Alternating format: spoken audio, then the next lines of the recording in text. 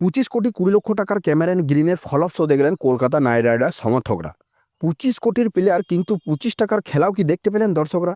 Video শুরু করার আগে ছোট্ট একটি অনুরোধ, ভিডিও ভালো লাগলে একটা লাইক দিয়ে যাবেন। আর ক্রিকেটের সব লেটেস্ট আপডেট পেতে অবশ্যই সাবস্ক্রাইব করুন আমাদের চ্যানেল ক্রিক ফান। এবার আসা যাক মূল খবরে। 25 কোটি 20 লক্ষ টাকায় দলে নেওয়া ক্যামেরন গ্রিন ব্যাট হাতে করলেন মাত্র 10 বলে 18 রান। ব্যাস ওইটুকুই। গোটা ম্যাচে তার থেকে আর বিশেষ কিছুই দেখতে পেলেন না সমর্থকরা। অলরাউন্ডার হিসাবে দলে নেওয়া হলেও ব্যাট হাতে বেশি সময় ক্রিজে থাকতে পারলেন না তিনি। আর অবাক করার বিষয়, যখন দলের অন্য বোলাররা রান দিচ্ছিলেন তখনও বল হাতে দেখা গেল না গ্রিনকে। অস্ট্রেলিয়া ক্রিকেট বোর্ডের কোনো নির্দেশ ছিল কি না সেটা অবশ্য জানা যায়নি, কিন্তু অন্তত 2 ওভার তো বল করতেই পারতেন। মাঠে যেন কোথাও খুঁজে পাওয়া গেল না এই দামি অলরাউন্ডারকে। এখন প্রশ্ন হচ্ছে, গ্রিনকে কি বল দেওয়া উচিত ছিল? আপনার মতামত অবশ্যই কমেন্টে জানান। আর আইপিএলের সব লেটেস্ট আপডেট পেতে অবশ্যই সাবস্ক্রাইব করুন ক্রিক ফান।